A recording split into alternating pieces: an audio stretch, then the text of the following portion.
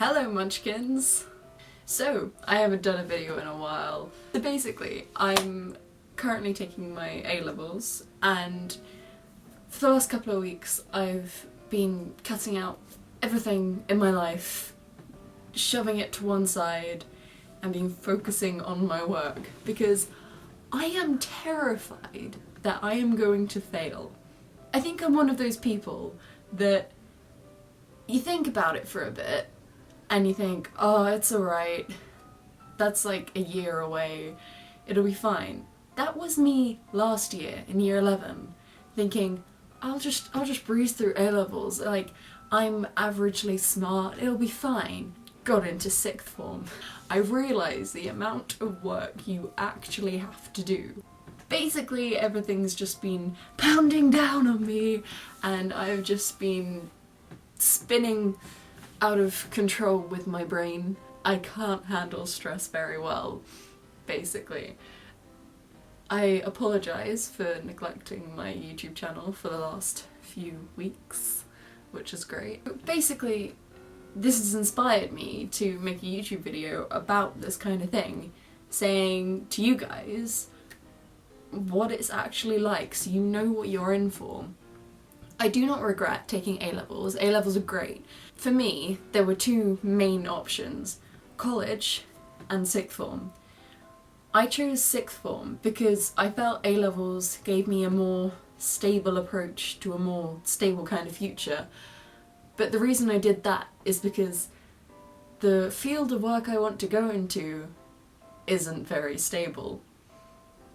I want to go into drama and acting, but as most people know, it is a very hard field to get into and there's not much hope for me. Basically, I'm the kind of person who likes to map out where I'm going to go, and I don't know if I would be able to handle that kind of stress because all I really want is a stable life and a stable home, knowing I'm going to be able to pay the bills, etc.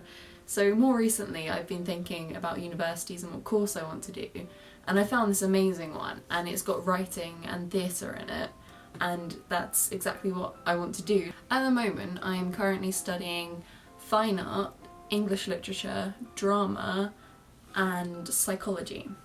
Taking A-level art has pretty much spun everything around for me. In GCSE you do have to do a hell of a lot of work, but when you reach A-level it's that workload doubled and it's pretty terrifying to try and meet your deadlines and try and get everything done in time.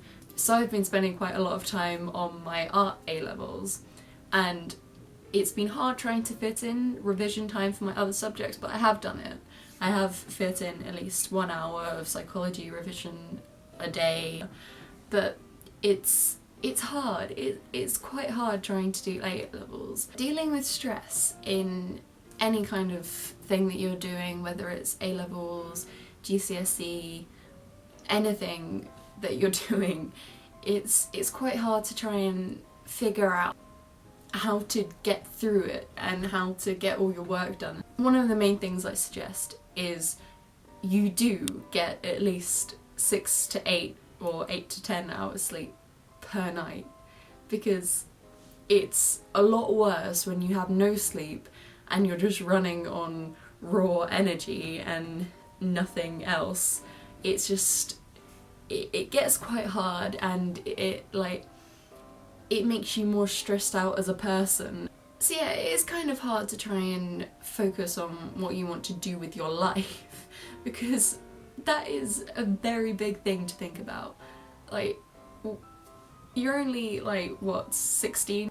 It's a big thing to be deciding at such a young age of where you've got to go and what you've got to do, and personally I think that sometimes we need a little bit more time just to mature in ourselves and understand the world a lot more and open options for ourselves.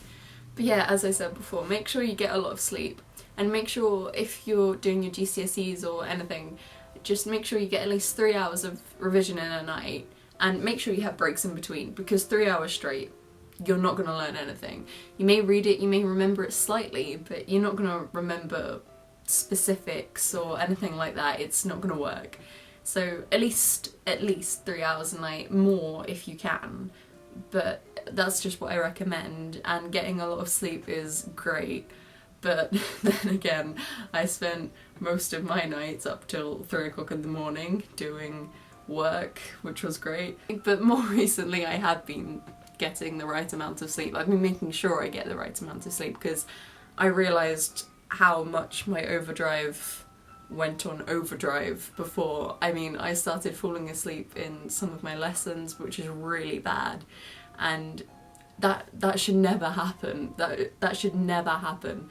So that's what I personally recommend you do. But yeah, stress is stressful. Yeah, I know it's difficult to understand what people are telling you and telling you different options of how to deal with stress and how to get through it. But honestly, I used to be like, yeah, I know what I need to do. I don't need to listen. But now I'm that little bit older, or I'm not sure. I now understand what they meant and how much that advice does actually help you. So you may be watching this video thinking, I don't really need to listen to that, I know what I'm doing with my life, it's fine.